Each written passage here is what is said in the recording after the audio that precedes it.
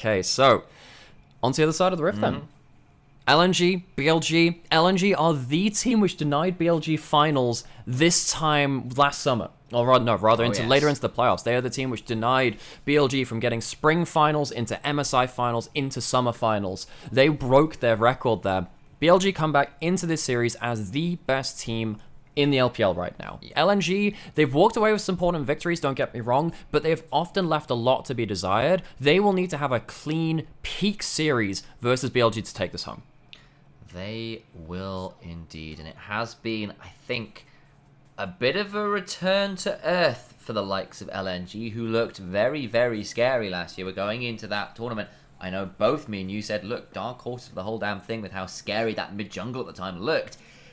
Neither of them, Scout or Tarzan, had the cleanest tournaments ever. Tarzan in particular got pretty maligned, no longer on the roster here either, and LNG come into 2024 and they've been pretty up and down. On the other side, BLG, this org looks like one of the best in the league, period. Oh, they do. And for those of you who are wondering, why will we switch over to the series? Why would we not go to the other one? This is the top of the table clash. It is so important to see what's happening in this series. This is the series which people want to see at the top of the table. FPX and EDG, they'll be going the distance in the other series, don't get me wrong. But this is the matchup today that people were excited about. That it is. We're going to see how much more they can do, where this one goes. This is in LNG's home arena, as you've been saying. And what level are they coming in on? We've got ourselves a reload and a black screen. Oh no. That ain't on our level. That ain't on our side, folks. It's on our end. It's going somewhere else. Players in C. It's getting towards the draft soon. I'm really interested to see what's going to happen, of course, between these two players in the mid lane. Knight, Scout. Scout has had some awkward early series. But this one is very important for him to show up in. He's had some great games, of course, as well. Don't get me wrong. He had a very good Azir game in just his last series. But both of these mid laners, the absolute engine houses of their teams. They will be doing their very best to show exactly what level they're at. And there's the man himself, the legend, the boxer, the top lane maestro, Bin, throwing everybody else in his namesake. That he is. Bin versus Zucker on the other side as well. Zucker's been on pretty decent form. I think that Bin's been on another level. That he kind of stands alone at the top of the top lane carries right now. And we'll see whether he can be a big difference maker too. He's been playing a lot more tanks, a lot more kind of frontliney, disruptive champions. And he has kind of mastered a lot of our top lane matchups. He's been playing stuff like the Udyr and the K'Sante. He's been one of our better Udyr and K'Sante players. He's still got it. He played his first Darius game in his career the other day too. So it felt like BLG were kind of trying out some new stuff in their last series to say, okay, what can we do about some of these more experimental picks for us as a team? Other teams are playing them. We haven't just yet. Let's see what we can do with them. And it's still odd to me seeing the mid laner for BLG being who it is. Like, what is he doing there, man? Tell me about it. Like it just feels so weird to see Knight in BLG well, colours. The thing is that we were saying that, about Knight moving away from top esports. True. Now, this is not the first time where we've had this moment going, wait, hang on, Knight was so core to this last roster. He was so core to whatever. He was only on JDG for the 1 year. Yeah. And this is so important though that he's gone onto another top team. He's back on a different team now. He's not gone back like Yugao has done to Kanavi. It's a new mid-jungle duo. But with Shun and Knight working so well as a duo so far, I'm really excited to see how this team can work. They could be very, very scary indeed. And Shun is a jungler who, at his best, is so oppressive. Gets to play the likes of Kindred and Italy, invade, permanently steal away camps, but has at times been known to perhaps overplay those invaders. Sometimes in those clutch moments come back to haunt him a little bit. Compared to the likes of, say, a Kanavi, some of these other top junglers who've been that little bit more steely when it comes to the really clutch moments. And Shun now, with some of the best solo laners in the league, possibly just the best solo laners in the league, will be looking to make sure he utilizes their powers to be as dominant as he can be in the jungle. Interested to see again. We mentioned a little bit before in terms of, what happens in the draft. To me, it feels like Bin has cracked this version of the top lane meta. Are we going to see Zucker play something a bit different? He's not always been the player with the most expansive champion pool. I don't think he's going to be the player that will go towards a Zac top lane. Speaking of that draft, we're into it now. Azir was played by Knight for the first time in his series the other day. for a long time, but it's going to be banned away on the red side. You cannot allow a first pick Azir for Scout. He is absolutely godlike on that champion. And we're seeing some quite split bans because it's going across multiple lanes. We're going to see quite a lot of bot lane champions left up that we don't always see. Definitely a slightly different focus here. You're absolutely right. The Nocturne off well away from Wei, who has been pretty scary, especially when Scout is a big Orianna play. You just don't want to get that combo up. Will be the Milio. So this is different, right? So typically this trade that we've seen in LPL is you first pick the Lucian, allow the Aphelios Milio to go over, and you finish it off with the Lucian Nami. I think with the Lucian taking a big hit in terms of support item not really being available on him anymore, you are more likely to see the Milio taken in terms of the priority support picks, because it's not the Lucian who's now the absolute undefeated, well, not undefeated, but like uncontested, really, king of the bot lane, at least in the LPL. Karma goes over. This could be in any one of 3 roles, top, mid, or support. Exactly that. And maybe that's a way to deal with something like an aggressive Milio angle on the other side, aggressive Milio Lucian angle on the other side. Just lock in a Karma and say, yeah, well, now I can fight back a little bit harder. Do they lock in an AD carry to go along with this? Are they looking to try and lock in that Lucian? Lucian Karma might be okay. Yep. Hell, it could still be Lucian Nami. It could be that. There's a couple of different things you can go towards. Of course, we said it's still a 3-role flex. Now, this is going to be a bit of an issue for them, because when you're playing... Once you're playing the Lucian with a Milio, you can cleanse out of the Maokai if you're going aggressively. You now have the Lucian with likely the Nami locked in aside it, against a Maokai, which is one of the better answers to this duo. And on the other side, you have Caitlyn Milio. It's a combo which Photic and Draw have played a lot in NIP. It hasn't worked that well for them. In fact, I think Elkanon have beaten up pretty much every bot lane that tried to play lane dominant stuff against them when they themselves have a lane dominant bot lane. I think Wei on this Maokai needs to be so on point to stop Elkanon getting ahead. We're doing their very best to do that. And again, we've got 2 very early game focused AD carries in a lot of ways. There's 1 item spike for the Lucian. It's plate game for the likes of the Caitlyn, who's trying to get as much gold as she can early on before she's kind of waiting on items to really come back online. And it does mean inevitably our eyes are going to be looking towards that button. And you called out Wei and trying to disable Elkanon, which has been a hard task for pretty much every team in the world, never mind random LPL games in the middle of a split. So I wonder whether we have ourselves a Corki ban here from BLG as well. You have the very long-range Caitlyn Milio combo with the Corki potentially on the table. That would be another kind of long-range threat, which you have to gap close through a Maokai on. So that would be a good takeaway from the side of BLG. They've already banned away the Orianna. It's the Gnar last ban instead, maybe signaling a Cassante on 4 if LNG don't ban it. Might be looking at that one. It's been more about these engaged junglers that LNG have been taking away. They've already picked a Maokai. They've got rid of the Vi, they've got rid of the Xin Zhao, which are the 2 primary. I will be able to get into this backline whatever you do. Maybe something like a Lee Sin or a similar kind of concept will go down. Kindred, yeah. Instead, they go towards the Pocket Pit, the Kindred down. So for me, I think you're looking at BLG and you really want them to be picking through a front line right now. The Cassante on 4 is easy, right? Once you see that Gnar ban, you understand that the Cassante likely to come through. Now, Zerka, are you going to pick something like the Darius or the Olaf, which some players have been playing across the world? Udyr would be the handshake where both of them have uses. Udyr has early pressure, but both sides of the matchup is starting to get more and more understood. And this is why I was wondering why you maybe ban out that Corki instead. It's now going to be a very long-range backline if they are going towards it. This has actually been another LPL answer into the Cassante, though. It's the Aatrox instead. I think a lot of people are getting tired of the Udyr not doing that much in late-game fights. The Aatrox can nullify the lane against the Cassante. Neither of them do that much to each other, but then he can be a threat to the backline. Corki locked in as well. We talked about how that's a threat. BLG are going to get outranged. They need to have some way to threaten this backline. Something like a Brand, something like a Jarvan would be an option here to try and get some engage happen. Poppy still up and available, and Shun certainly put his time into that one. You can see hovering through a few options. We'll see what they decide on. It is the jungle that does need to be collected here. So, gonna go towards the Lee Sin, aggressive option between the Karma and then the Lee Sin. You should be able to get that mid jungle down towards the bot lane if they so wish. So this is going to be the Karma mid. It was a triple flex, but it's locked in for Knight. Karma versus the Corki. I'd imagine that's going to be a bit of pressure towards Karma early, but it's largely both of them scaling up quite well. The only real threat that you have is a W with a flash from Karma to root you in place for Lee Sin to do something. It really feels like BLG needs to be on point early game because they're going to run out of damage. They are massively outscaled in terms of damage, even with Karma having huge AP ratios now. It's almost double to what it was on the queue before. BLG are going to run out of damage against LNG if the game is too even. And if LNG get to set up at objectives first, kind of come the mid game between the Caitlyn traps and the saplings, and then Corki poke and Caitlyn frontline, and then you add in, you know, the ultimate from Maokai, and then everything else, you could really struggle to breach an objective setup if LNG get to be there first.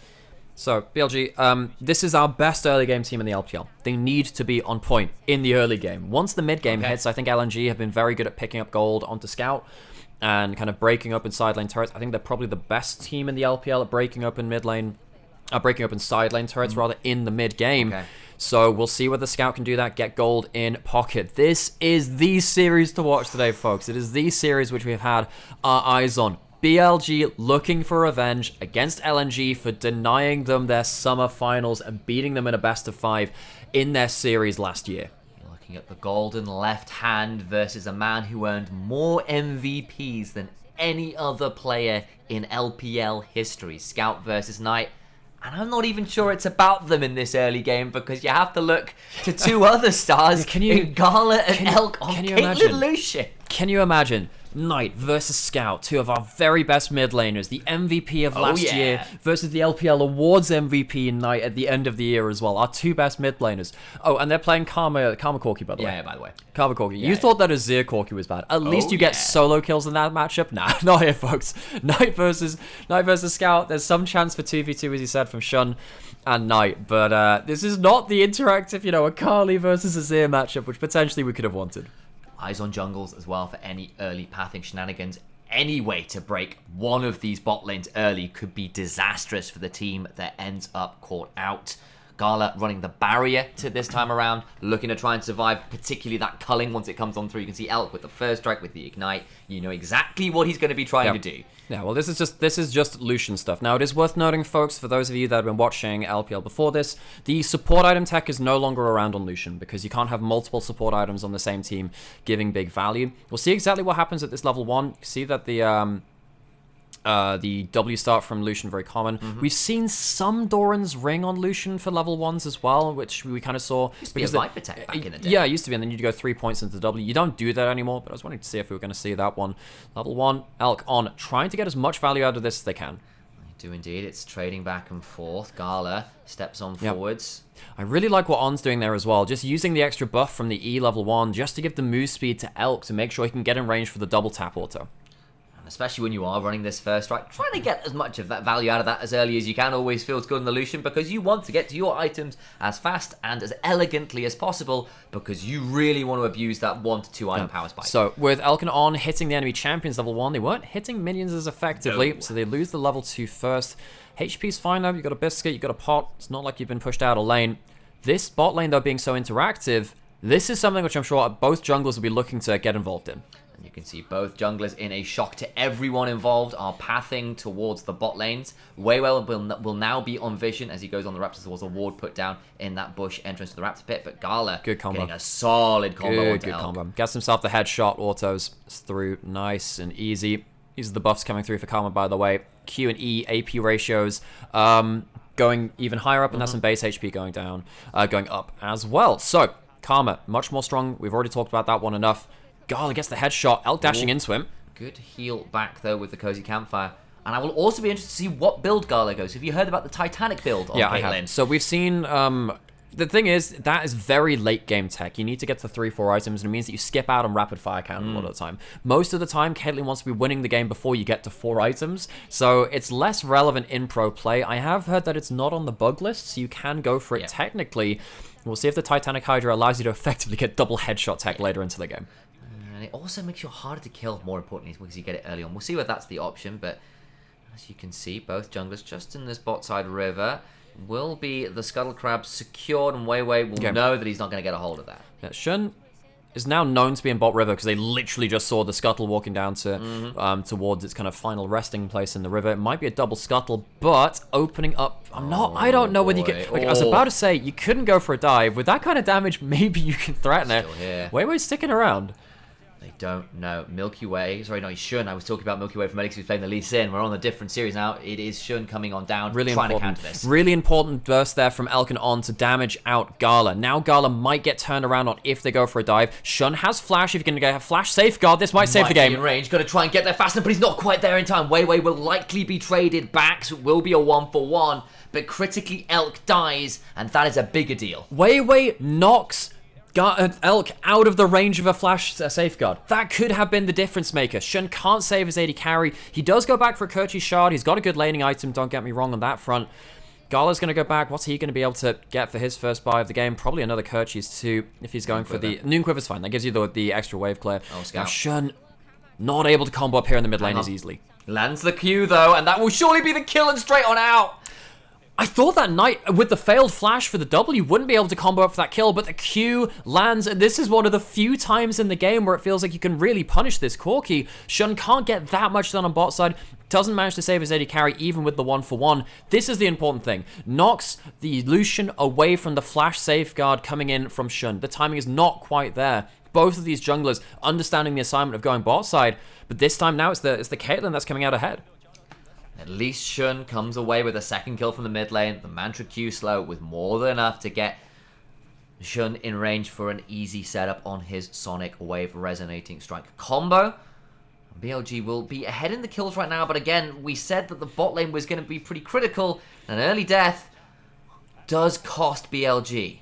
Hulk not able to get that last double tap down, actually just cancels the auto. Gala and Mark, they've come under a little bit of fire for their gameplay in the first few weeks of the season. Mark in particular has had some awkward games.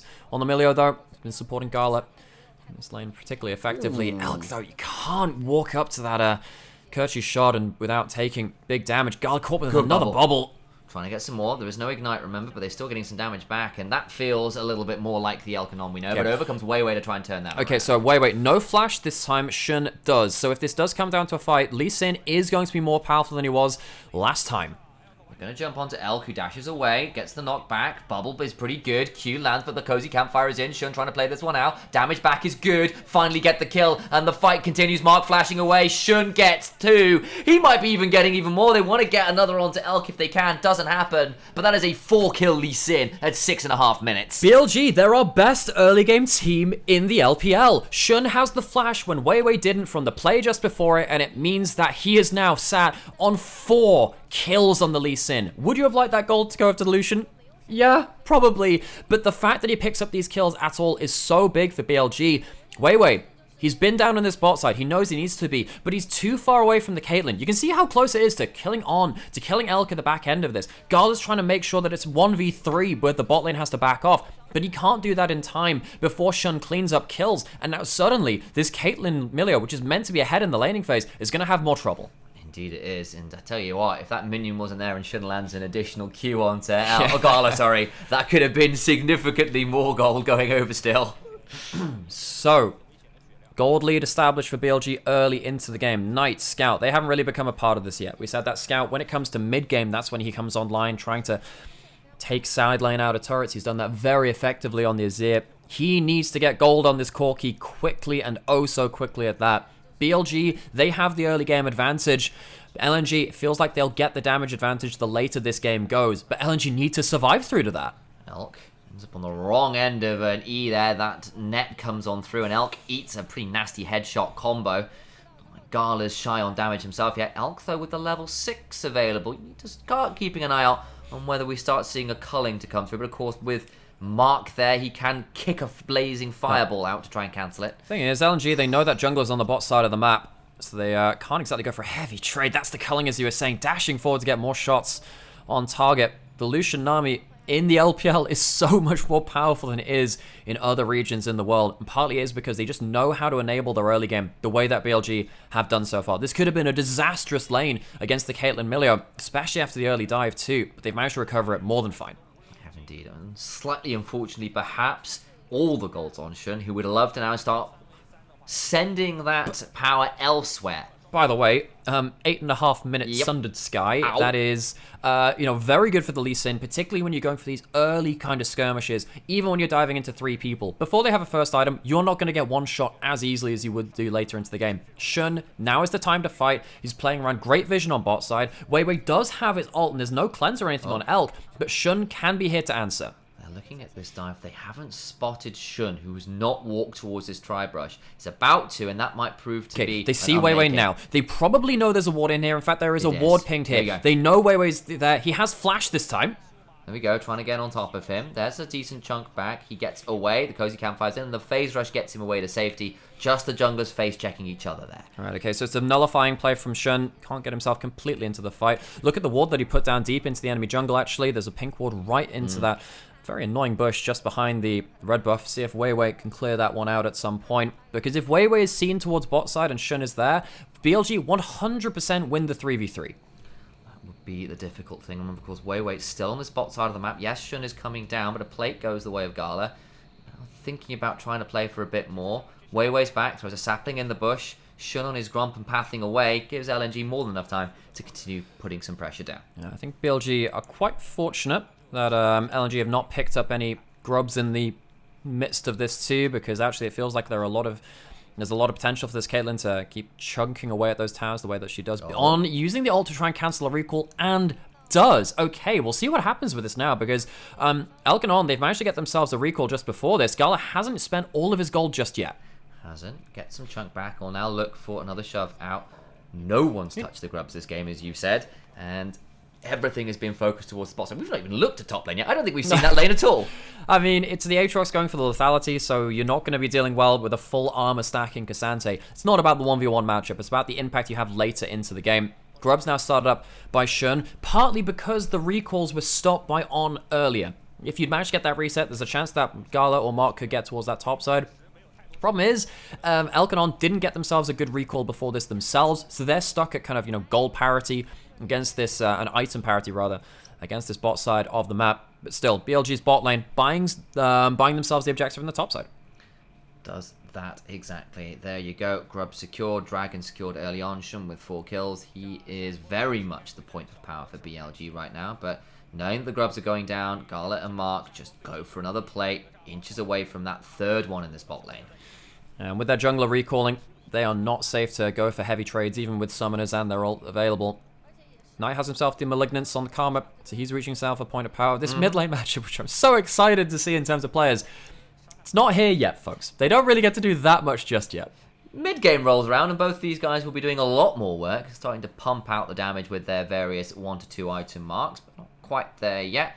Finally, Gala and Mark get to back, especially after On did interrupt it earlier, as you called out, and it goes back and picks up a full Stormrazor, does this, Caitlyn. Both of the AD carries that Stormrazor now, so they have the energized auto attacks. Very, very bursty. If you misuse your energized auto attack and the other champion has it, then you're going to lose a trade pretty heavily after that point. Does feel, though, like with these items built up, now it feels like the wave clear is much more significant on both sides. Harder to kind of crash those waves into tower with impunity. Gala, Mark, they have themselves the Moonstone Renewer as well on the Milio. That'll help. It's before the the Imperial Mandate is coming from On as well, which is a big item point from the Nami in terms of the duo. Bot lane is once again the focus. Throwing out the ace in the hole, chunk onto Elk. That's about 10 to 15% of his HP, which always feels good. Dragon spawning soon. That's one of the reasons why we have some focus down here.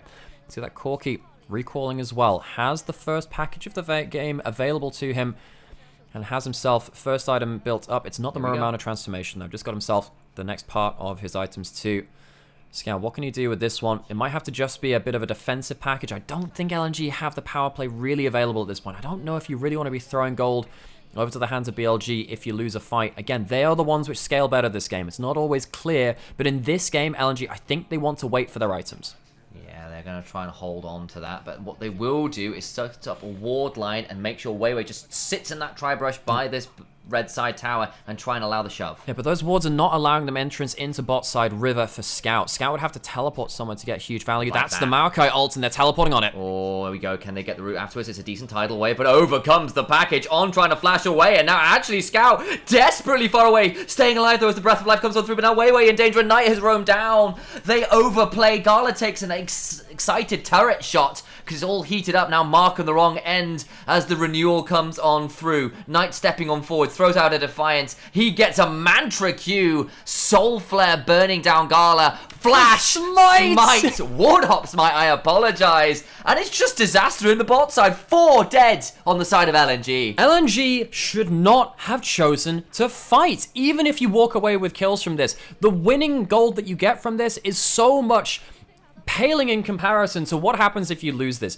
BLG are at their point of power. This Lee Sin is ungodly strong. You have a Karma and a Lucian, which are far too strong for you to contend with. Just leave it be. You want your items. You don't have them just yet. Getting the damage onto the Nami is also completely the wrong target to be facing. The package, sure, it's a point of power, but this Lee Sin and this Lucian being full health at the start of this fight is just not what you want to play around. Knight even gets involved at the end of it, but LNG, the core of this story is they should just not have fought at this item mark.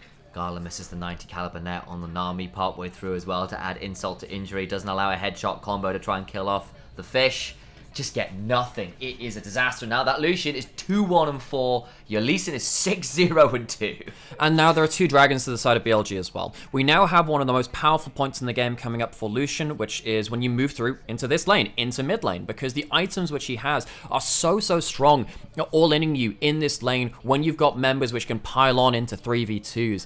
BLG, they need to get some vision drop down into the enemy jungle. You can see that LNG, they're the ones which have kind of controlled the vision control shallowly into their own jungle so far, but BLG, they're in a great point of power now. It feels like LNG, they are now going to have to hunker down, batten down the hatches, and see if they can reach 2 to 3 items. That's the plan, and you've drafted this Caitlyn, you've played heavily around it, but Wei 0-3, Scout 0-2. You just have to kind of wince a little bit about it, how it's all gone down for LNG. BLG, a team that last year were always the bridesmaids and never the brides, for all that they ended with an incredible regular season record in the summer. Everyone still held them second to JDG. They never got the victory in the regular season they were looking for. Never internationally did they get the record they were looking for. Now this year, with Knight on the roster, built to be the best.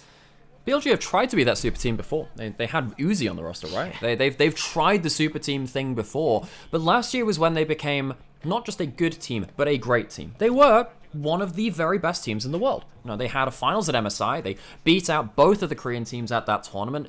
At Worlds, they reached the semifinals. Could argue that they should have reached the finals there too, but Weibo, God, Weibo, what a team. Weibo were a wild experience last year. They're not just a team of League of Legends. They're a lifestyle. They're an experience. But still, BLG, now as you said, with Knight coming in, even with Tabe no longer in the coaching role, it feels like BLG are the team to beat in the LPL. Scout, level 11 there with the second upgrade on his rockets begins to hurt that just a little bit more. Also the fact that he's got 3 levels on, but that's by the by. Definitely helps a little bit. So, what are we looking for next? Knight is picking up some gold in this side lane. I don't know whether Knight should be the one picking up this gold, but I guess with Elk in mid lane, you're not moving the Lucian to that side lane. I guess it makes some sense. So, Knight 0-0-4. Not really been involved that much in the game besides that bot lane skirmish which led to the second dragon. Dragon, of course, going to be important in this one too. I think the Cloud Soul actually quite important in this game. If it were to go over to someone, here we go. Go to someone like the Aatrox would be important. Shun has his driver's license. He knows it's in the right direction. Knight has had a couple of awkward moments with that one before. I think a lot of our players have, and now they're rolling down this mid lane. They can have another charge if they want, and the Karma can really. He's just going to drive into the turret wreckage. Oh, he's got it through as well. Elk.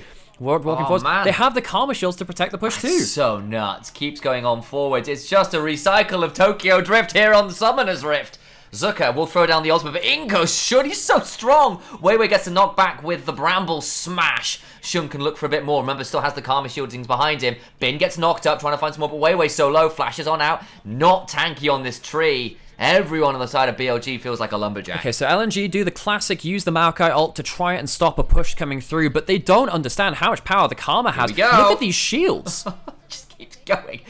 From the other side of the map, Gala throws out an ace in the hole, but I just don't think it matters when you're facing a royal flush. BLG are so strong. Aces are not high in this game. They are very, very low damage if they're going into shields. You have 2 items from Corki, and you know what? If you hadn't taken those fights earlier, maybe it'd be okay to. Maybe you'd be okay now. Maybe this would be fine. But you haven't got yourself the right fights at the right items. This is a very difficult moment for LNG. They're very far behind. They need to wait until 3 items, really. Second item now complete for Elk as well. That's the rapid fire cannon alongside the Storm Razor, which is such a point of power for this Lucian. You're 5,000 gold up. You've got a dragon spawning in under a minute. You are very, very much on track here to be winning this game early and dominantly. As you were saying, this team knows how to play early game, and it's been on display this game around. So LNG, typically the way they come back is they try and grind things out, get Scout into a side lane, as you can see is right now, and try to get him some side lane turrets. He's now been caught out, Weiwei has been caught out trying to protect him, and they're just not being allowed to breathe. Manages to buffer his way through the tidal wave with a solid W, but that just doesn't matter. He's dead to rights. This is really good prep from BLG. Scout goes into side lanes. He's the one that tries to get gold. BLG shut him down before he can even attempt it. Mark, half HP, ignite down. Won't find any more, but now Gala needs to work his way over the wall. Shun goes over regardless. Smite on down, on flashes on in. Gala has a breath of life, and now Scout is here, but it just doesn't matter. The support's dead already. Scout trying to get one, does get the shutdown. That's pretty huge. Big rocket damage, and Zucker's teleported in. Remember, there's the ace in the hole. BLG have gone too deep. Now they're going to start punishing back. Big kill for Scout. That's 2 for him. Continue chase falling forwards as Zucker flashes. Wings flared wide. Knight gets the W down, but I don't think a focus was obviously enough. Shun goes on, but still goes down. It's a little bit too far. 3 kills going the way of LNG. All the while, though, Bin at least gets a tier 2 in the bot lane. I mean, the first part of that play is fine. You managed to kill Weiwei in the top side as he's trying to shield Scout. Bin doesn't have teleport to join the fight, and BLG overstay. Maybe getting a little bit overconfident in the fact that they do have the Karma at this point in the game, who's now picked up for Medjay's as well, saying, look, well, if I can survive that last play, I can survive anything. So he comes back and tries to make the most of that. Knight's one of my favorites, folks. I have an emote for Medjay's, by the way. That's just enchant. You can buy the book. You too could buy the book if you were as learned and wise as Knight. But the rest of his team, not so wise in that play. And now LNG have given some gold over to the Corki. We might now be in a position where LNG, despite being 4k behind against one of the best, well, the best team in the LPL, they could threaten them if BLG make another mistake. Well, now we're in an interesting position because it still feels like BLG have all the control. They've still got a gold lead. They're still going to be at soul point. But moments like that, giving gold and shutdowns over to LNG, as you can see, it should be BLG favored to win this game from right here. But you can see there is that notch back up. It's a fairly significant change as a result of Scout in particular picking up a couple kills that were very critical to making sure that Corki comes online. Okay, so which replay are we getting? We're getting the one after Weiwei has just died. Elk jumps forwards onto Mark. This is fine. This is a good chunk. I even think the first jump onto Gala is fine as well. This is okay. Flashing over when you know that the Corki can come from base, that's a bit much, bold, folks. Yeah. That's a bit much. You kill the support, but you haven't actually killed the damage. And of course, Zucker hasn't built for the 1v1 in topside. He's built for moments like this, and he gets great value out of it. This is why the Aatrox is built lethality in the LPL. You don't win the side lane matchup, but you're such a threat when people come to fight. And Shun, he was out. He goes back in and regrets his choices very fast. He thinks he can maybe get the kill onto the Aatrox with the Q connecting because he's not built that tankily, but that was just too much, buddy. Too much. Yeah, and I think actually missed out. I think there was another Q that was coming on through, so there was just enough healing there from Zucker to keep himself alive, and that's going to be a bit of a wince there. A lot of flashes blown from both sides, but more importantly, Shun, Elk on, all without those summoners. The most talked about player on BLG last year was Bin. Yeah. He was the carry player. He was bombastic. Interviews in English for his international fans. Fantastic. Great stuff. He's 0-0-0 in this game. Elk's jumping forward. Markail in response. Now Bin is protecting his team. Watch for Shun coming on over. Big chunk back now. Both of the bot lanes pretty low. And Scout has now got items to hurt people who step too far forward. I've just got to imagine what this game would look like had LNG not thrown that fight just before Second Dragon. I have to wonder about it. It's post 20 minutes now. LNG, they can't really walk up into this fog of war, but the Baron is going down. They use a blue trinket. They know it's going down. They are forced to fight. They are going to have to force their way into this river. I think it's just Knight blocking it. They've got a second blue trinket. They know what's going on. Up to 8,000 HP as the Baron and continuing to descend on. Throws out the tidal wave. Knight on the side. Now down to 6k. Can start to fight. Root onto Weiwei. They're trying to turn for the fight. Shun gets knocked back. Trying to fly back away. They stay alive. Baron denied. BLG try to look for the turn, but the skill shots don't quite work their way. I'm kind of surprised that Knight wasn't looking to shield his allies while they were on the Baron, get the AoE shield, but he was looking for too much damage. Luckily gets himself a recall as Zucker goes hunting. Not the Magi, Mikhail's picked up for on now on the bot side. And, you know, BLG, I think it was the right decision to look towards that Baron and force LNG into a fight when they didn't have package timing, when they didn't have vision on top side. But now they're walking away again, just delayed a little bit in pushing forward this game. LNG slowly creeping towards third items. They are doing their very best to stay in this game. An Infinity Edge in now for the Caitlyn, who will be doing a little bit more damage again, having been kind of a non-factor for the last 5 to 10. The problem is you've now got to turn your eyes towards mid lane if you're a BLG fan, because Scout is beginning to crack his knuckles at 2.5 items. Yeah. He will hurt. There is nothing quite like LNG having this man in the mid lane to be the clutch late game player that he can be. I'm interested to see how LNG play out the vision game and the macro as well. I think that LNG are the team which at the end of last year had the best understanding of how to slow push out side waves and then use them to get a leg up over objectives. And they used that to go 5 games against JDG's super team of last year 2 times in a row, against Knight 2 times in a row. A lot of that was around Scout. Of course, it was Tarzan in the jungle then as well, who but brought a bit of a different flavor to the team. Of course, we should probably talk about him. 0-4 on the Maokai. He's getting caught out again. Has the flash. He's not going to be forced to pop it just yet. Has enough shields there with a warm hug and a cozy campfire to keep himself topped up and alive. Just gets to hop away. Doesn't have to burn anything critical there. Scout in the pocket. Finds a good R. Malignance procs. Out comes the ace in the hole, and well timed. Knight gets a wrong end of that, but of course On should be able to ebb and flow him back up. That we go towards Gala. Shun just looking for a sonic wave. LNG, because they're pushed so far back into their side of the map, there's no one really getting behind them to get this Corki and this Caitlyn into a bad position, and that's something which BLG are going to have to keep an eye on. LNG, they're going to walk through an area of the map they've not had much control over for a little while now. There's a chance that something goes wrong there, but the teleport coming in from Karma is not going to be a flank. LNG secure themselves a red buff. Dragon up soon with Baron on the table as well. This could be the moment for BLG to pull the map apart. That's exactly it. And if you can't get behind them while they're in the base, well, then you have to draw them out of it. Things like the Baron, things like Soul may well be enticing enough to force LNG to come and fight. Wei chunked out to begin with. We'll start backing away, but that's half of his HP bar just gone. Back into the mid lane. This is where BLG have a lot of their power. Again, Lucian setting up shop with the rapid fire cannon in mid lane, dashing forwards to get the bigger auto attacks forward. Very, very powerful, but they haven't been able to break this lane just yet. So LNG, I mean, given the fact that they were down so much gold, they've actually closed the gold lead somewhat, and now they have managed to stall out to 3 items. Important call out as well. Zucker managed to get about 4 to 5 waves, just shoving out all the way from his tier 2 to the tier 2 on the other side. Gets to go back, picks up a full opportunity. He's going to be hurting if they can get into a fight. LNG, I think they realize that, you know, turtling for now is the right call. Wait until you get 3rd item on Caitlyn for the rapid fire cannon that's likely coming through too. Eclipse has been built up for Scout. They give up Cloud Soul for this. They say, all right, okay, you can have the soul. That's not going to determine this game. We just need to be able to get to our items. I wish they had realized this earlier. I just wish they'd done this earlier. Because it feels like they've put themselves into a difficult position with that bot lane tower dive, which went so awry. BLG get themselves an objective. They haven't been able to force around the Baron just yet. They're still hammering in this mid lane to see what they can get, but they're not getting that much purchase. They've at least got that 3rd item now on Elk, and Gala's a ways away from his own variant on that front. That could prove problematic, and you do still have Soul. And Soul, well, Cloud Soul in particular, on Karma, on Lucian, on Lee Sin even sometimes feels pretty damn good.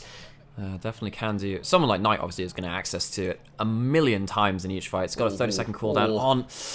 Gets a shield from Knight, but still half HP, has some sustain, but you can see the damage which LNG has. BLG need to be respectful now. They do have a lead, but it's not going to be a game-ending one, as it potentially would have been if they'd carried over their early game aggression. From 5,000 to 4,000, now to more like 3,000. LNG very much in touching distance here, especially considering where the gold has gone. Scout has a lot of it for LNG. Another thing to put into mind as well is that we said BLG, they need to have themselves early game pressure. One of the reasons is when it gets to late game, yes, the damage is a concern, the engage is a concern too. Now LNG, they are at risk to something like Bin on a flank teleport if you can get someone out from the back of the team composition into the damage dealers of BLG. But, you know, the Nami, the Lee Sin, the Karma, they're not great engage options. LNG, they can keep away BLG's composition fairly effectively. BLG are looking for a miracle kick or a miracle flank right now. It feels like it, especially because, yes, you're getting chunks onto the likes of Weiwei, but then Weiwei runs away with Phase Rush and then has a warm hug and a cozy campfire, and it's all better again. Yeah. BLG trying to starve out vision towards the top side of this map, jumping forward, looking to use the power spikes. Mark flashing away, that's a bit better. It's a bit better, but it's still not going to seal out anything for them in terms of the Baron. They're going to head towards this top lane, in a turret rather. Aatrox is here, Corki isn't. Corki will have package though, I think, on this reset. That's what Scout is recalling for. Can he get himself a teleport into an important moment? With vision control established in the top side jungle, LNG, they can't afford to give over Baron. They can give over a lot of other things, but not Baron.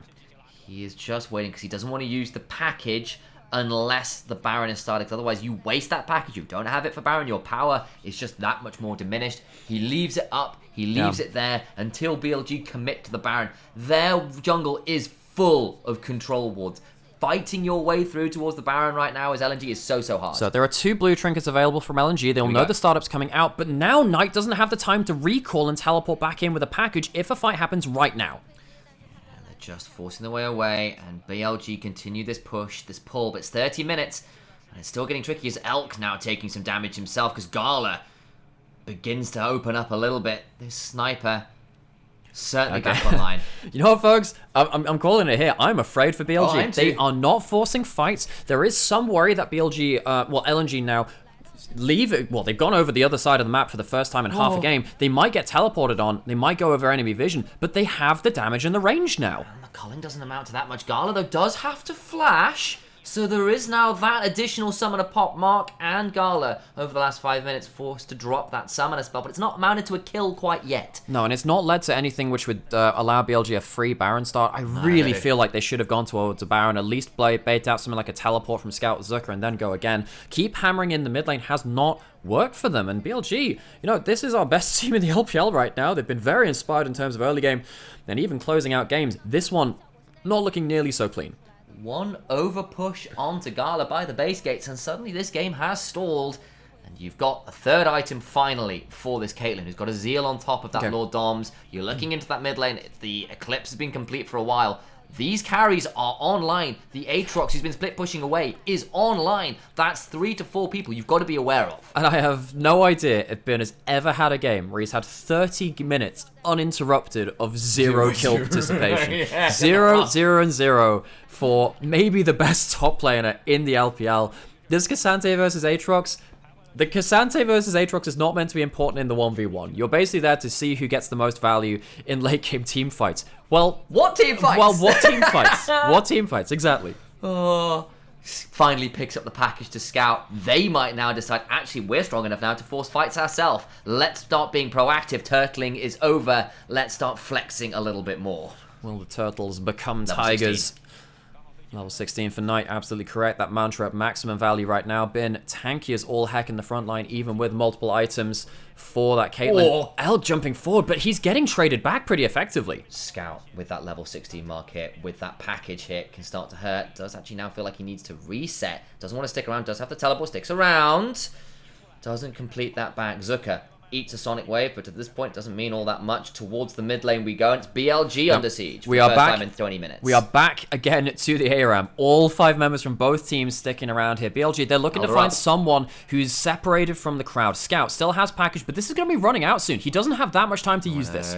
Now they start this up, down to 1300 HP. Maokai ultimate comes flying across, lands, but it's only onto Cassante. Scout doesn't really have a great option for the package, so goes to join his team. Bantra Q lands, Weiwei in danger. Zucker looking forward, Weiwei has to flash away, still alive, just about the ignite is on, but not gone down. Zucker, now without his ultimate coming, it's going to be difficult, and the Elder's just BLG, surely. Weiwei doesn't have flash, doesn't have ult, and doesn't have any HP. That is Elder somehow fought from the fist of BLG. Weiwei is back. He's had a little bit of healing. They're not willing to give this up. Scout's still got TP. He can still look for a reset if he wants to, but this is just going to go, surely. It's down to 3000 HP. Shouldn't. Weiwei's in. He gets kicked out. It's over. That's Elder Dragon for BLG. Elder taken by BLG after being stalled out for near enough 15 minutes.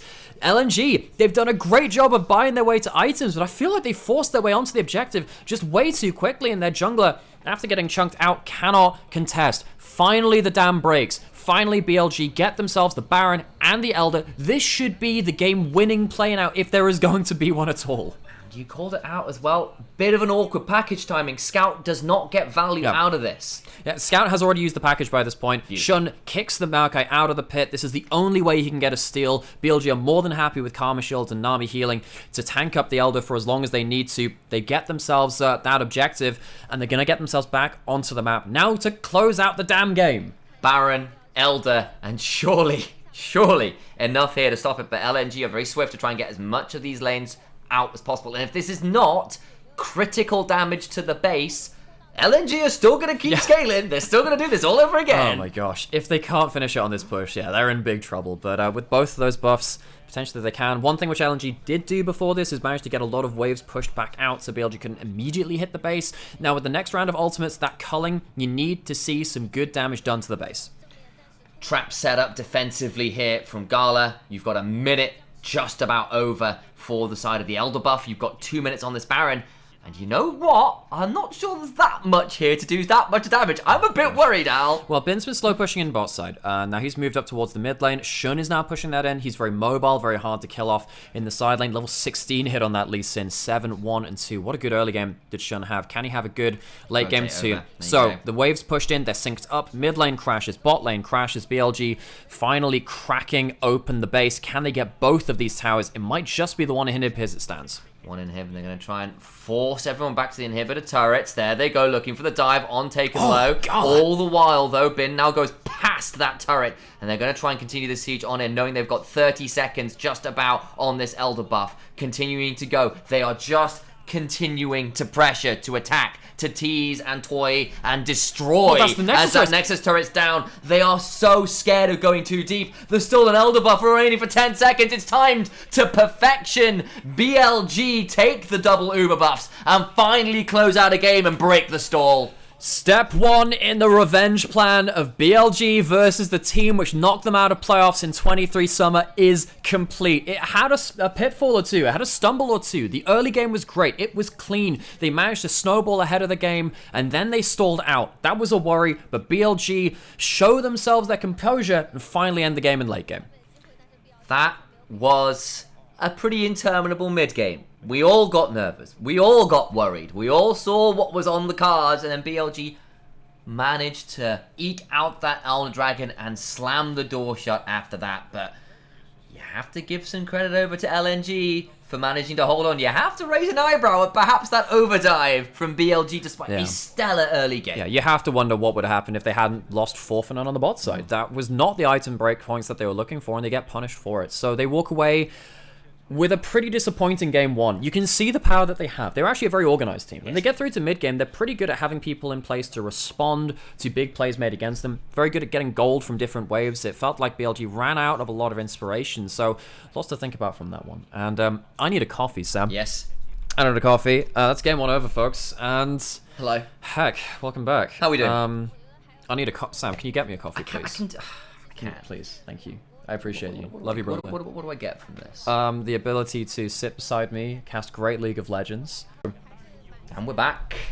Game 2 on the cards here for BLG versus LNG. It was BLG that came away with the victory, and there were parts of that game that were exactly as expected for a 4-0 team, and BLG specifically as well. Very dominant early game, good snowballing, and then things got a little bit weird. They did because there were two big inflection points in this game. That's one of my favorite terms, about inflection points, where a curve turns. It's where it kind of goes from positive to negative or negative to positive. That's where things come around. The first one was before second dragon. There was the big dive which put the LNG behind, and then things stalled until the Elder came late game. LNG, are they going back towards something a bit more scaling again? They've chosen to be on red side. They were on blue side in game 1. BLG still banning away the Azir. They don't want to first pick it. Yes, Knight had a pretty good game on it. just the other day, but this is not a champion which he has prioritized in either BLG or in JDG before this. And now you're looking at what the first pick priority is. Is Karma boy. just the OP? It is. I don't think the Karma was that important in the last game, but it's picked up nonetheless. But it's also a very potent flex pick still. And you're saying, look, we feel like it answers a lot of what you can put in other lanes. We can definitely find ways to wield this nice and early. We don't want to give it over to LNG either, I suspect.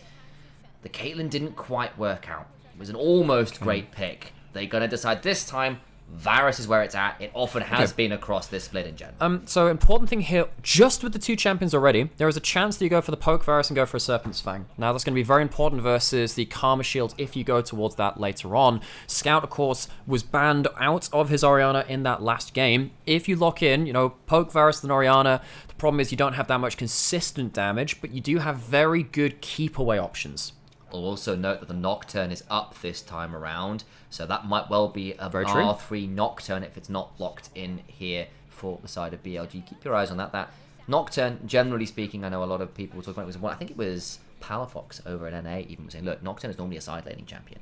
You use it to attack the side lanes really aggressively, look for those dives, get that number advantage out of them. Not right now, though. He's actually more like a Vi right now. Well, exactly, but when you lock it with the Orianna, it's a very different experience because he becomes the ultimate in ball delivery system because you can take the ball just beyond that range. So, now I think this is why the Xayah's been locked in, because they don't want to lock in the Nocturne themselves because they don't have the Orianna, but now if you Nocturne ult onto the Xayah, the Xayah gets to just pop ult and ignore the combo. So as long as you're quick enough for that, and let's be honest, of the skills which Elk has, quick ults on the Xayah and quick flashes are some of his very, very best things.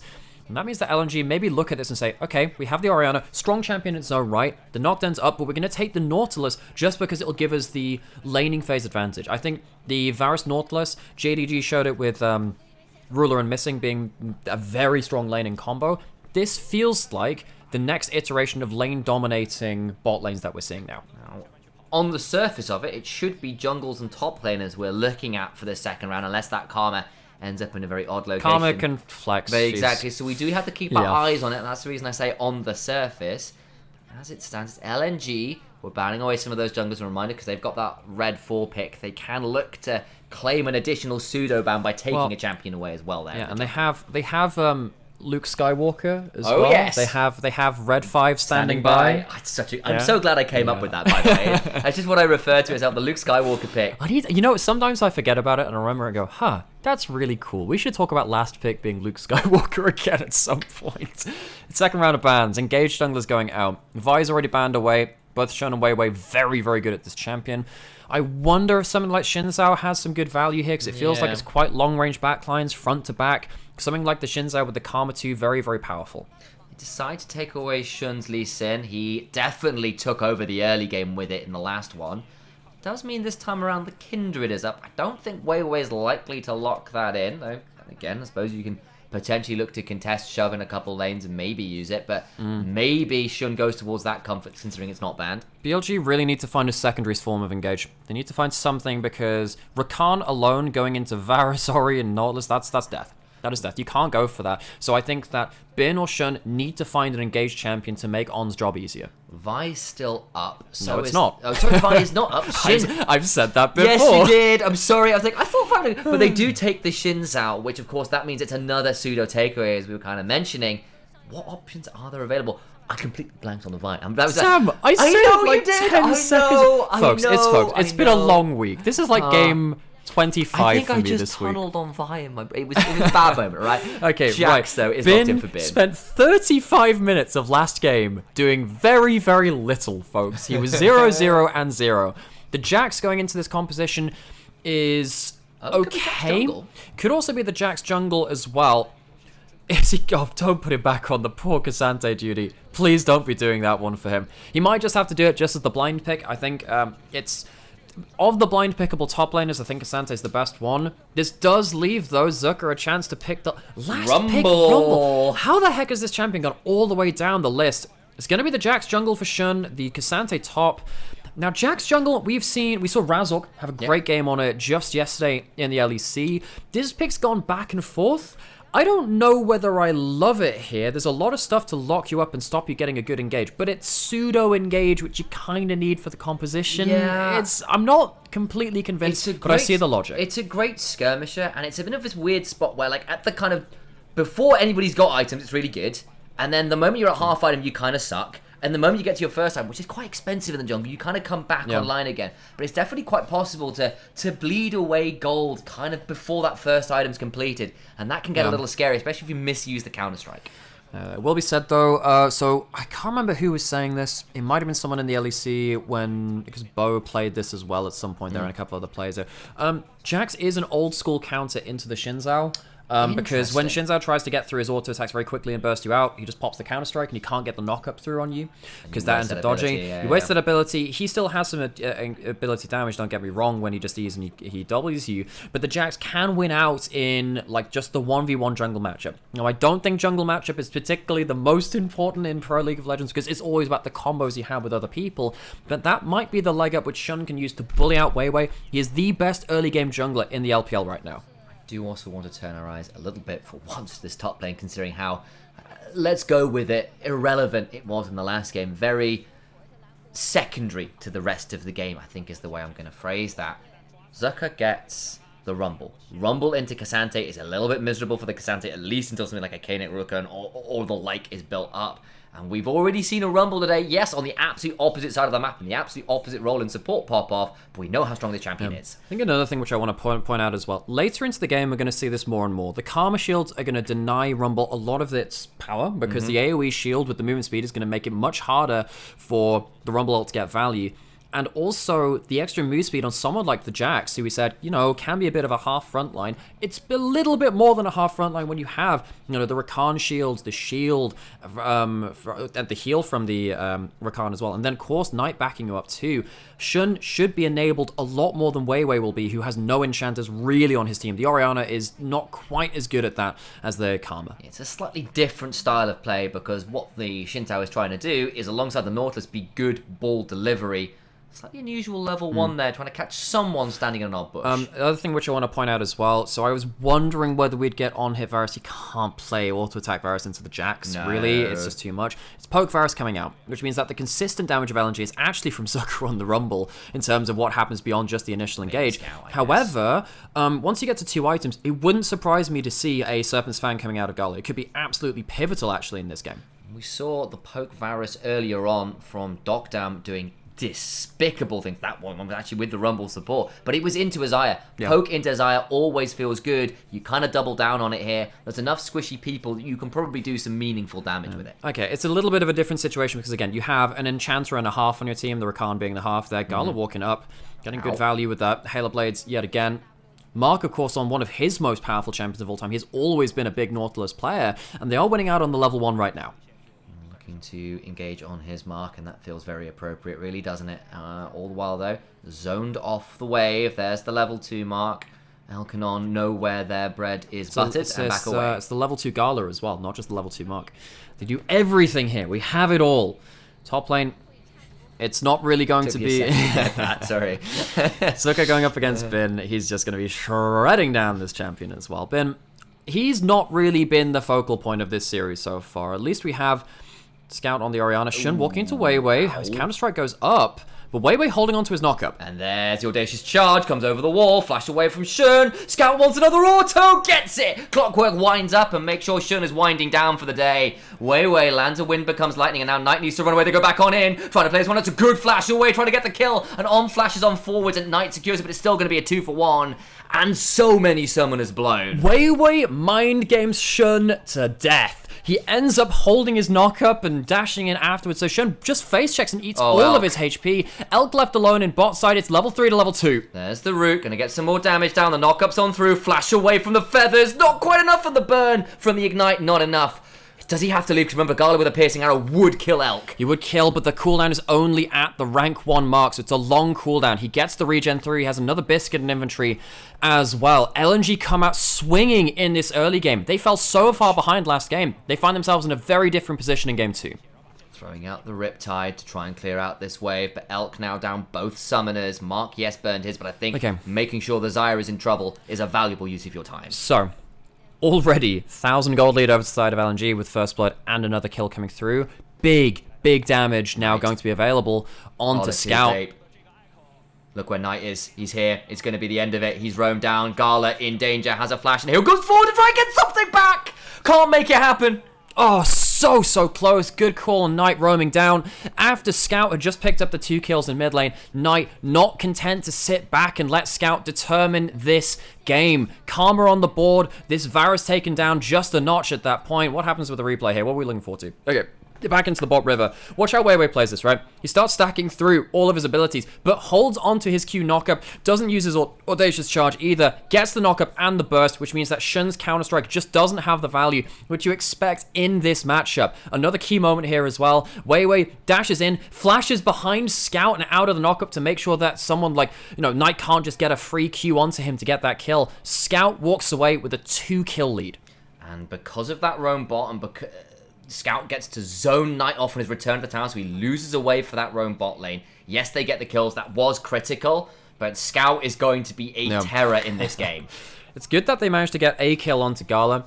As we were saying earlier, the poke Varus, I think at 2-3 items could be absolutely pivotal in this game, particularly if you get up towards a Serpent's Fang. That's going to deny some of the shields from the Karma and the Rakan, which is part of why we're saying, you've got 1.5 enchanters. That will be really important. We'll see how much Gala can do about that. Gets a knockup. Did I interrupt the Dredgestein? I didn't quite see. Mark now in a dangerous position. I think he's just dead. They've got a heal, but I don't think they're going to bother using it. Kill to Shun. That is looking a little bit awkward, because suddenly if you have Gala and Mark behind that gold getting to the 2-3 items, it's a lot less likely to happen. Weiwei's going to trade for the grubs on the top side, but Mark and Gala caught out by being red side bot lane a couple of times now. That extra entrance into bot lane really hurting them. It's really tough, and it didn't feel like Mark was doing anything super crazy. Onto the grubs, though, goes Weiwei while all that was happening. It doesn't feel like Mark was doing anything that crazy, but what I'll say is that BLG, one of the standout things that they have done is understood the new map. Yes. They are, if you look back to their first series, you can see Knight bullying out people on their way to lane because he knows that they're going to take longer to get through to a certain point than they would have done last season. The amount of times which BLG have punished red side bot lanes is absolutely insane this split too. And LNG feels like they've just been kind of behind the knowledge of what's happening on the map compared to BLG.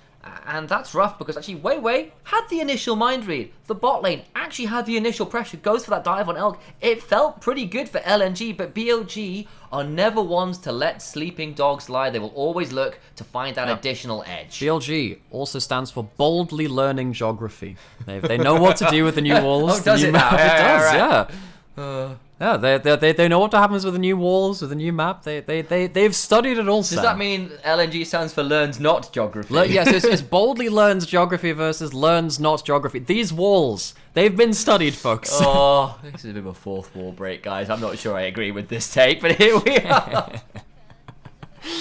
We shall see. Well, getting back up into the map again.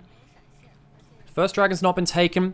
It feels like early laning pressure from Gala and Mark hasn't led to Weiwei looking towards down there with that himself. On the other side, it feels like opportunistic picks onto to Gala and Mark haven't led to enough pressure in the bot side to cleanly take a dragon. Zuka roaming down towards mid lane now. I don't think there's much to be done here. Maybe just trying to see if there was if they're trying to counter someone like Shun walking into mid lane. Yeah, and Scout has basically become the reason the gold is actually vaguely LNG favored because he's up 20 plus CS. He's got 2 kills, including First Blood. This Orianna is a problem.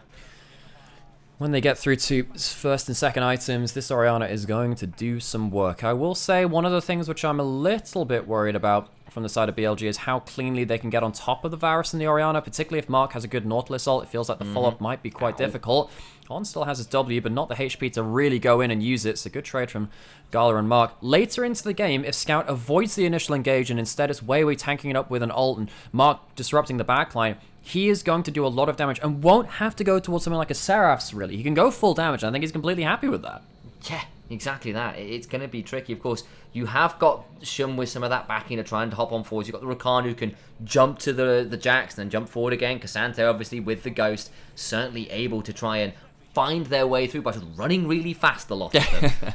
But that might be easier said than done, especially when you're doing it through the Shockwave and the Shintao and the Nautilus, trying to deliver that ball. And it's going to be a ball with some whack behind it as well, because Scout has got those early kills. And he's also getting a big CS advantage in mid lane. You can see that Knight, he's having to farm the wave almost completely with Q. Can't really throw auto attacks in there because Scout is bullying him when he walks up to the wave. Has himself just a little over a 20 CS lead. And that's going to be a problem too. Scout's going to be late to his first item. He's not going to be the enchanter at the same power spikes as you would have expected from last game. Last game, we kind of joked that despite these incredibly storied, arguably the absolute best mid laners in the LPL of last year, this time around it feels a bit more about them, as Mark was just looking.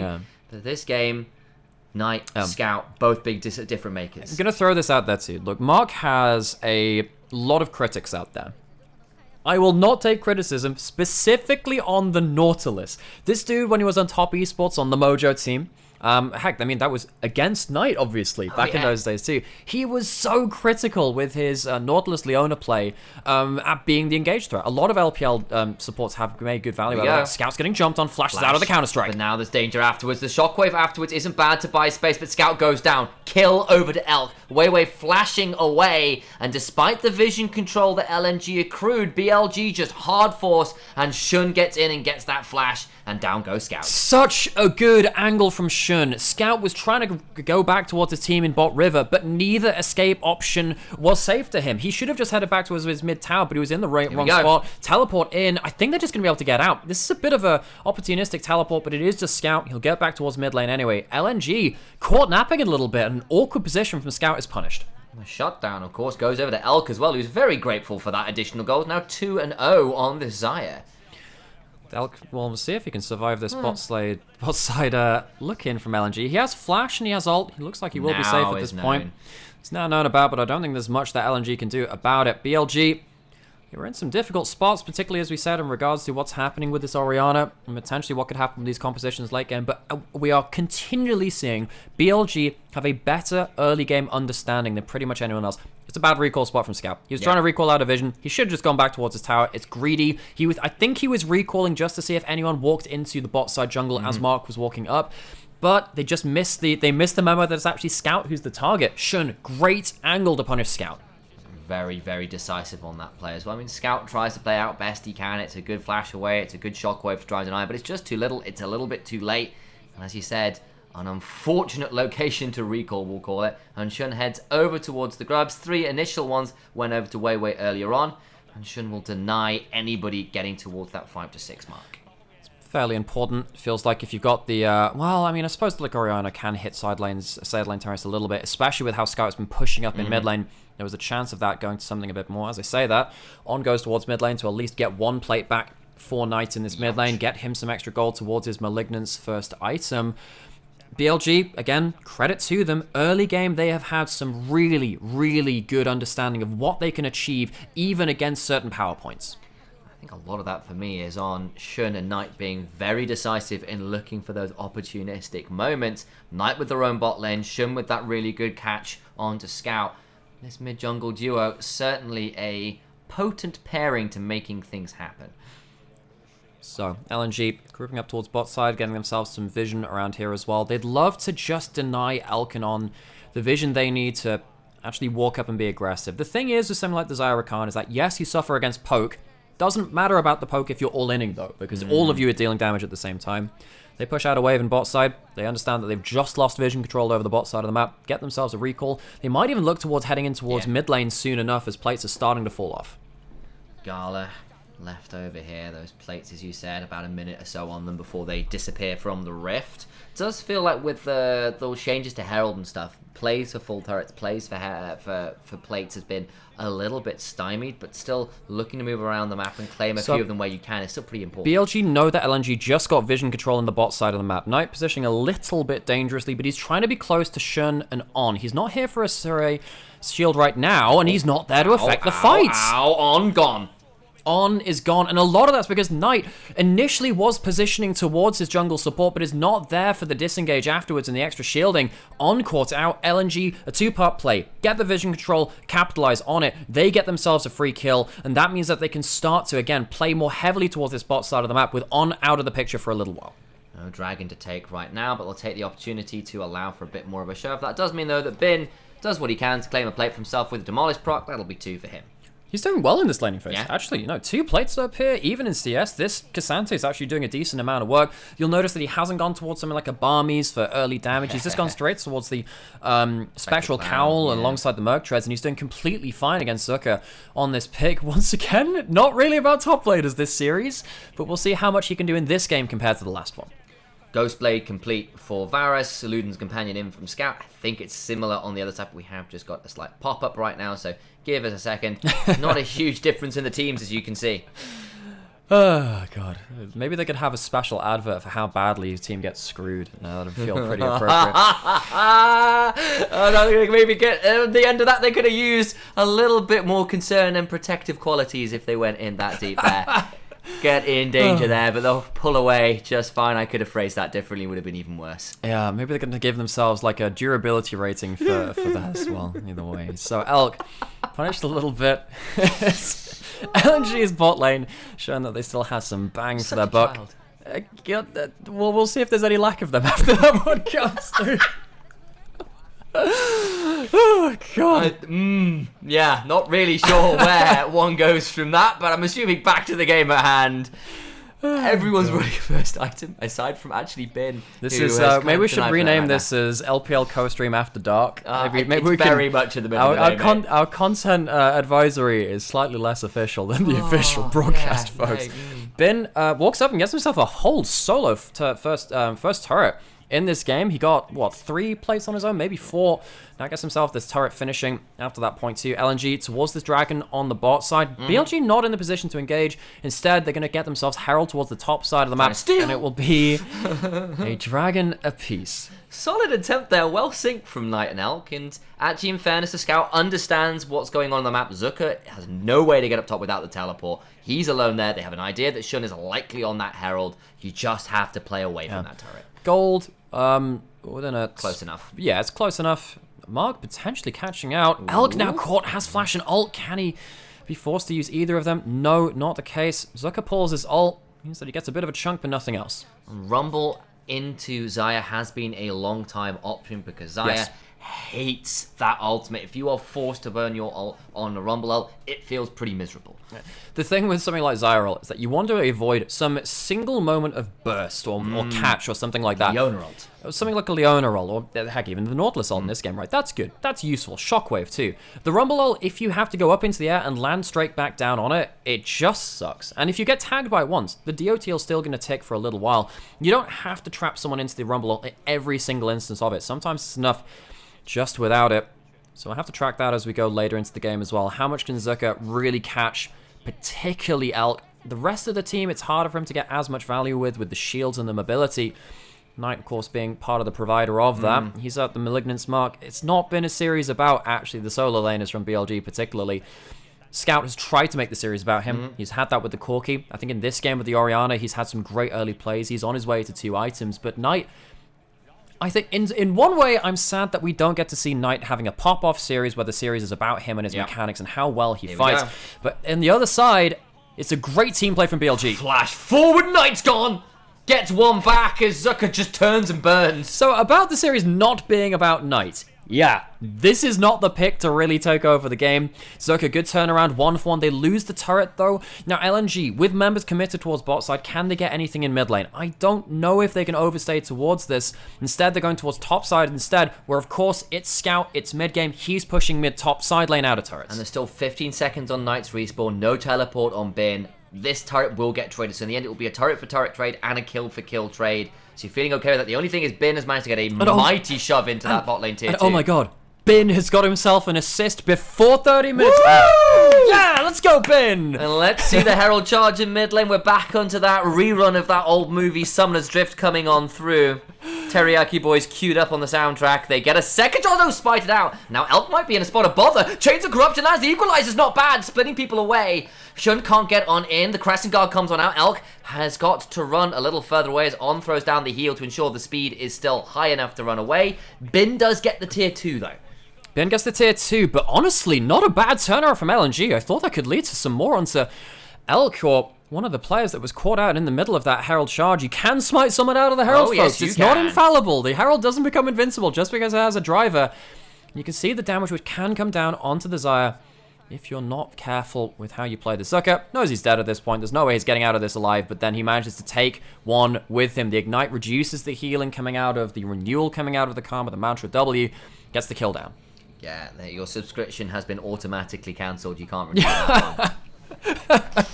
That's a good one. I'm going to save that. You're welcome. And I was like, Save it for an official cast. Due to new legal changes in your area, brackets, Ignite, your renewal will not be automatically renewing.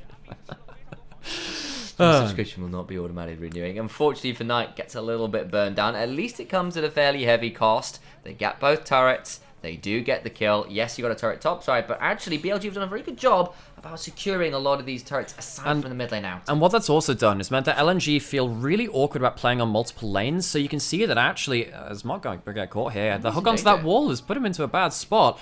But you can see the CS differences coming out across particularly mid lane. LNG, they have managed to get themselves some more gold because they've tried to kind of split things away. Knight has not really been the beneficiary of a lot of this gold. He's just playing full utility. He's a Karma. He has his one item. He's useful now. They can funnel it onto some different carries like the Xayah. Bin is pretty unmatchable in a side lane at this point. Maybe over the wall we might go. We're looking to see where that hook lands. Doesn't. Red buff now the target, and I will correct myself there. Of course, we saw the Herald charge him, and that turret, of course, fell. I got a little bit blanked. I was trying to read how many turrets went down. I think I got confused by the grub count. I went, only 3? I guess it must be this one. So apologies there. Momentary blank on the recent events. Still, though, the fact that LNG are, within touching distance of gold is 2,000 gold difference. That is significant, of course. But the fact that it's 20 minutes in, that's the difference, and you've still got a lot of standing gold to go. It means if LNG can get towards these turrets, that gold lead isn't going to matter that much.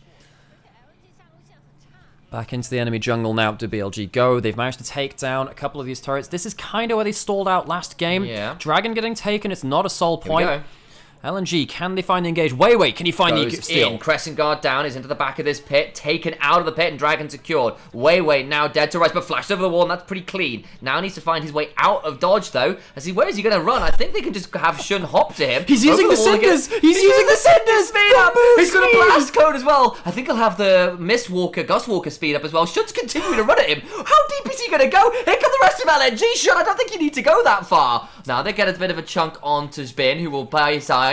Mark buff his way out of the counter strike. Wei finally dies, but that equalizer is brutal. Knight in danger, burns down to 1-for-1, and the Crypt Bloom healing is pretty solid. Bin needs to run away, has an ignite on top of his Gala, is dragged back towards Bin with an Antofo strike, but BLG go a little bit hard there and burn nearly all of their flashes. Finally, LNG's teamfight ultimates come to bear. Scout, huge shockwave, Zucker, the follow-up of the equalizer afterwards. They're not going to have the minions right now to push down this turret in full, but LNG, they are not done with this game just yet. No, they're not, and actually because the resets are going to come on through, this mid lane tier 1 is likely going to be the sacrifice regardless, but LNG feel a little bit leery about sticking around and will back away, especially because there's a double TPs to respond should they overstay. Right, which replay are we going for? Okay, so it's after the Dragon attempt has come through. Wait, awesome flash there. Awesome flash. And he kind of gets out using the Infernal Cinders. It's like he's put on like the Nitrous Oxide, just each one of those slight bursts. But the problem is he's still losing HP, and then Shun finds his way into the backline. This isn't a bad angle for a Counter-Strike. It just doesn't hit the characters that you need to. Scout and Gala have no threat onto them. And this is the problem with this composition that BLG have. If you don't reach the carries, you're outranged and you're outgunned. Shockwave lands onto Elk and onto Knight. The equalizer was down as well at that point. Knight's dead and Elk has to run away. Yep. He's now got no summoners and no ultimate, which could be a little bit concerning. I'm also a little bit worried now Shun has no flash, because you can see that one of the things we were asking early into the draft from BLG, around pick 2, pick 3 after that point was like, okay, you have a Rakan, where's the other engage? Where's the rest of it? Shun with the flash is that engage, and he can really help them get value beyond that point. But without flash, he can really struggle to be engaged, and also some consistent damage too. If he can't get into the fight, LNG might just be able to peel him back, use the continual slows from the Ori, from the Varus E, from the Rumble Equalizer to buy space and fight their way back. This game, despite the gold lead for BLG, and BLG are a great early game team, is not done yet. Chains of Corruption come on through, Elk in danger, but the feathers get pulled. Good flash from Garlic, keeps himself alive. The hook lands, Elk down. That is a big game hunting season on the board for That Shockwave was magnificent. They get a kill back, but it just matters not at all. Billy put in the dirt. Knight is down. Surely, not quite. He gets to back away as On runs away. But you've got 3. They can turn to Baron. Scout's Shockwave will find them all. That is the game-turning play that LNG wanted to find. 4-man Shockwave into death. BLG, they might have just thrown their early game lead. This composition needs to close out. If they give this Baron over, it could be going to a game 3. Knight has 20% HP in a dream. He picks up a honey fruit, but his mantra's already been used. Yes, you've got Malignant, but you've got one more Q in you, and that is it. It's a solid chunk, but it's on to Weiwei. Baron down. Surely, they've got no smite. What's happening? No smite, my god, they get it anyway. Now they need to run away. Look at Gala's HP is very low. Mark is back, trying to find a way on in. I think he just failed the flash. Oh my gosh, fantastic teamfight play from LNG, who keep their carries dealing damage. Where are we starting with this? Right from the beginning of it. Elk, he's ended up kind of getting stuck in the middle of nowhere. It's the problem with the equalizer. He's still slowed, he's still burning, and he can't get the damage in. Gala, it just stops those feathers getting value. Mark gets the lockdown as well. And just as BLG try and recover something, this Shockwave changes the game. Mr. MVP from 2023 Scout has something to say left in this game. I don't know what he's scouting, but it's got to be pretty monstrous to have that kind of firepower attached. We go again. Look at the damage zone. Scout's down. Mr. MVP is down for the count. The caster curse hits hard, hits strong, and hits early. 2 kills against the Baron buff. LNG, they fought so hard for this before, and then with some loose vision play, BLG strike right back. BLG, so important for them. They have to keep up the pressure. If LNG had kept them in this chokehold after the Baron, they would have been such a big issue. Has to be a slightly awkward one. The turret still falls. Dragon's about to spawn, and Scout will not be there in time. Neither will Mark. And in the end, the Baron power play stands at a measly minus 440. And this is why LNG sometimes give us extra questions, right? Because they have some fantastic moments where they get the macro right, where they get the right engage, and other moments where they just kind of lose where they are on the map. They look a bit lost. Great. They don't check this one bush. And as we're saying, some of our teams, they kind of not figured out how to play on the new map just yet. This feels like a moment of that. They don't get the right vision control down there. They don't even check it with any of their members. They're going to give up another dragon. LNG, from turning the game around with a game-changing 4-man Shockwave, fall back into the abyss. And you just see the moments of brilliance and the moments of... what do you even call it? Lack of direction, feels like. Yeah, maybe. Or just casualness. A little bit lack of discipline. It's a little bit loose. And as you said, they don't check the bush. They get punished for it. They're still in this game. Of course they are. Very close in goal. But they've still got to face down Soul Point. They've still got to realize that this Baron has been wasted. That magical Shockwave isn't going to get them a game-winning advantage. Gold is in the advantage of BLG. It's a minus 300 Baron power play as it stands. They might be able to get themselves a single side lane turret to bring it just into the positive.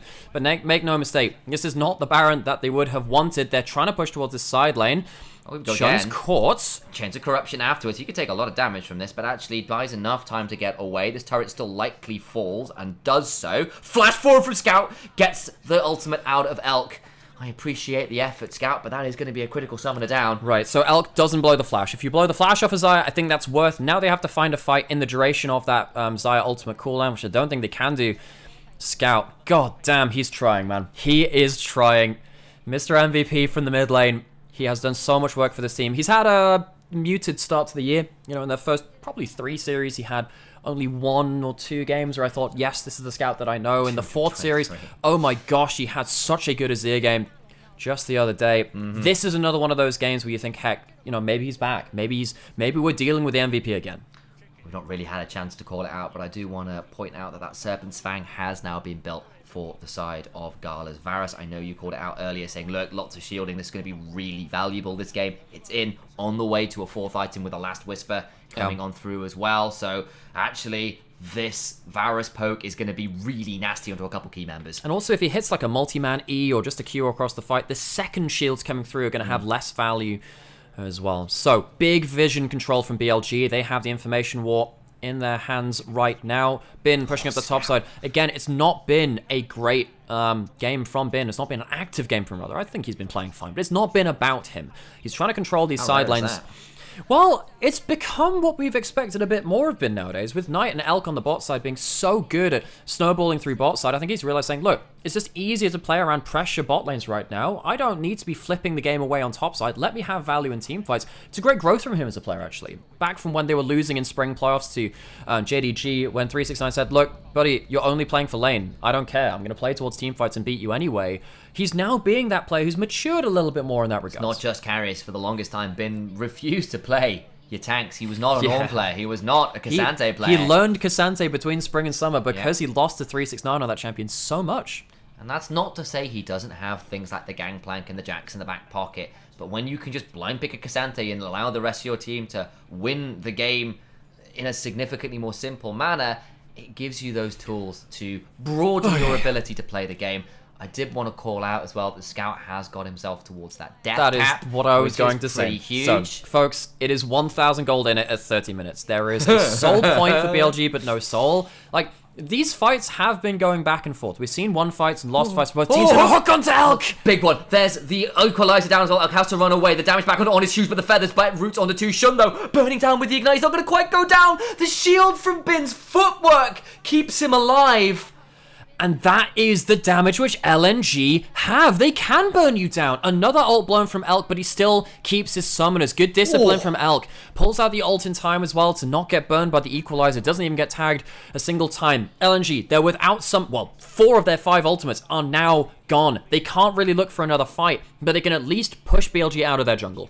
Thing is, at least at this point as well, BLG still can't realistically do the Baron early here as it spawns, because you'd be in a pit versus Scouts, Orianna with Shockwave and level 16. The death cap on top of it, 3.5 items. LNG, they are waiting once again for the Miracle Maker in the mid lane to do something special. Knight's Karma, God, it feels like I've hardly talked about it. This champion has not really been the difference maker.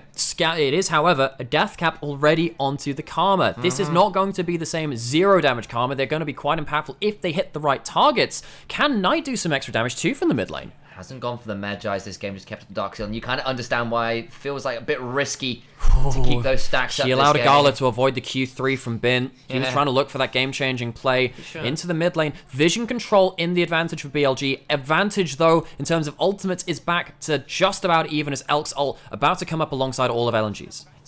Part of the problem here is that BLG are very much in command of the Vision. Gonna get some damage onto Shun.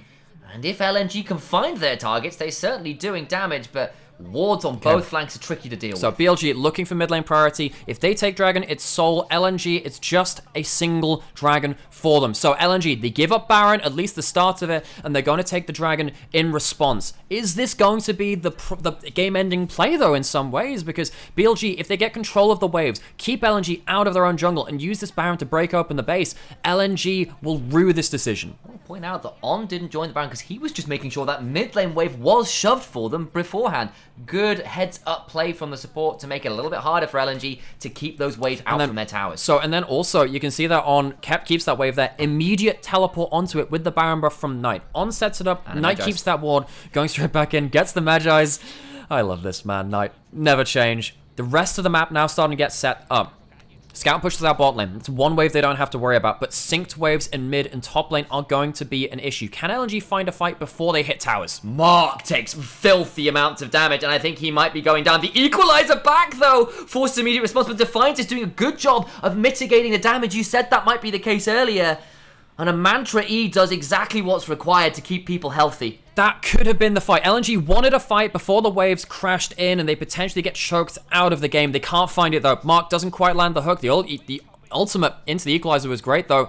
BLG, they still can't force overly too hard into this, though. Scout, off of Vision, has the shockwave. Can he one-shot someone like Knight if he steps up too close? You see Shun on Bin all got those magic damage shields, making the lives a bit harder. Shockwave on the top side, forces Knight away. There you go. Stacks dead, book torn apart, and they keep the fight going. Bin needs to run away. Weiwei doing his very best to get some damage back. Shun can think about going back in with the counter-strike, does get the stun to Weiwei, but it's just not enough. The ball's on top of him now. It's a good 3-man Q3. Bin trying his desperately to get on top of someone, but there's just not enough in attack. He can go all out, but there is nothing to do but go out on a lark. He's down for the count. Knight disrespect, Scout stood over the wall. That was the play which once again LNG needed. It's a tale of multiple shockwaves. The 4-man in the mid lane. The shockwave to end the Baron push towards this top side as well from Scout. With the Karma down, they can't fight in the same way. Can BLG and LNG extend the game? And we've said it a couple times already. The mid games against LNG have been a bit dicey from BLG. This shockwave is huge. Knight doesn't respect the damage coming out. I know he's a Karma, I know he's got big shields. The AP ratio on that shield is really nice nowadays, but could have just flashed out of that shockwave. Maybe didn't see it coming, maybe didn't predict it. Weiwei gets to clean up after that point. And this play from Scout means the Baron push is not the end of the game. They look for the fight on top jungle, they couldn't find it. Scout does it himself.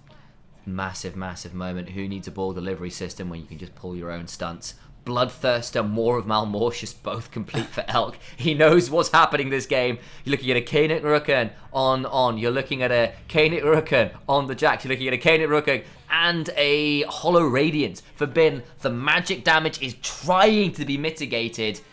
The only person who doesn't have that MR is Knight. Gosh, and that's why Knight gets popped. Knight does not have the resistances to deal with all of that magic damage. You can shield up everyone else. It's like the whole, I can't take the damage to have magic damage, but I can shield you, Mr. Frodo. See if you can do enough of that later into the game. Elk, no Ghost, has Flash. Elk has so much damage of 4 items in terms of consistent damage in a way that LNG might struggle to put out. There we go. Scout has a Lich Bane. It's extra cooldown reduction, importantly. It's good damage. It means that his Qs, his QW combos, everything going to be up more and more often. And they have once again managed to stall out BLG. Last time it took an Elder and a Baron to end the game versus LNG. Are they going to need to do the same again? Gala here at 4.5 items needs to find meaningful poke damage. Yes, you got the Serpent's Fang, but the part of the problem here is so much of your consistent damage is AP. And that does make it a little bit tricky. It puts a lot more pressure on Gala to get some really key combos down onto those important targets. We get a brief moment to breathe. 2 minutes until the Baron. Dragon coming up in the next minute. So we're going to have resets coming through before what could be, again, one of these cataclysmic team fights. I'm not willing to call it game ending anymore. Because if someone like Scout survives the fight with a shockwave, then it's not game ending. We have discovered this. If he's up and he's available, this guy can do some miracle work. Gala as well. Only the single death on this Varus. Worth noting, the Serpent's Fang will also cut into the Kennick Rookern shields if he's the one to hit them first. So even though he doesn't do magic damage to them necessarily, he will do with the stacks of his W. He can have some extra value for potentially the Orianna or the Rumble following up afterwards. Remind me how his W active works, Magic. I know it scales on AP, but does it actually do magic damage itself as a prop? Yes. So when you get rid of those stacks, when you activate them, they do magic damage. And when the active works, it gives you a lot of execute damage. Will that be important? That's an arrow across the team. That's an ultimate onto the front line. Bin takes a lot of damage, immediately has to start backing away. Arrow comes on through. Mark taken low, though, and that could be problematic because, of course, you've got to fight for soul. And it's BLG who once again have control over the vision. So LNG denied the last dragon. Can they do so again? Elk is shredding through this. This is just gone. They've got the redemption, but they don't have the HP bars right now. It's gone, and that's the Infernal Soul over. Oh my days! Soul Flare comes on through and sets them all on fire. Mark pulled back, tries to stay alive, but LNG cannot fight their way through the jungle in time. It has been a week of late game slogs. It has been a week of trying to win out the late game objectives. Infernal Soul over. Can LNG find once again a miracle fight out of the pit? The stall has been strong in both games, but it has been a problem of vision in many ways for LNG. You are fighting your way through such dark, dangerous corridors, and BLG once again take advantage. They walk away with the Infernal Soul. Huge bonus for them. Karma, doing damage, folks. Yep. Deathcap doesn't have any magic pen, but doesn't need it. Half health Marks almost kills Garland. Mark walking up into fog and caught. It's the problem. He's trying so hard, but there's just nowhere to walk, and he has to be the face check in so many ways. It's just not very easy. Knight's now got himself a verdant barrier as well, so he's got MR. And the problem is, Knight can actually tag someone with a Q now, and that's effectively them out of the fight. Scout is the one hit this time. Hits the Orianna. Key target down. Baron won. Scout has to back off. LNG forced off of both objectives in a row. BLG, they had some issues getting stalled out last time, but their play around the late game objectives won them the game. It might do the same here to seal out what would be a deceptively close 2-0. Yes, it has. And BLG, I'm sure, will be looking at these mid-games and perhaps scrutinizing them a little bit because they have been combated there.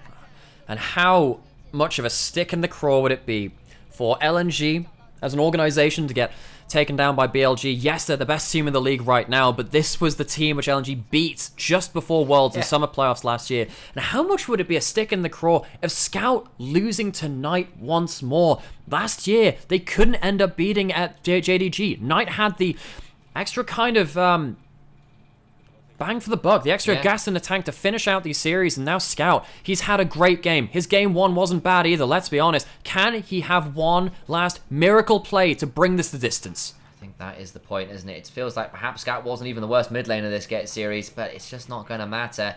BLG is a unit here, sieging on in. They've had the vision control, they've got Baron, they've got Infernal Soul, and they've got a lot to work with. Waves continue to crash into this top lane tier 3. It has to be on the Shockwave. Someone important has to get hit by the Shockwave. It doesn't have to be everyone, but it has to be someone important. Elk, he has flash, he has ult. It is so hard. The barrier of entry to this team fight for LNG is very, very high. You must be this tall to ride the BLG roller coaster. Are they up to the task?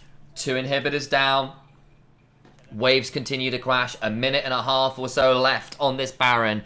BLG refusing to back, refusing to leave. Right now, a Q3 lands. It's onto some key targets. The dredge line comes out. I apologize. The depth charge comes out, and Elk just holds his nerve, presses no buttons. Yeah, but the thing is, Elk isn't forced out for the ult, so he still has that for a Shockwave, for an equalizer. Bin's caught, though. Dangerous amount of damage. He goes down. The Shockwave! Shockwave lands again. Scout does it, but Knight stays alive. They do get Elk, though. Once again, that massive creature brought low. They can continue to keep on finding more, but the health bar is so low. Yes, they get the kills, but they can't do more than hold the base. Elk does still have his flash. Mark's caught, but can they get anything more than this? Shun gets a kill back.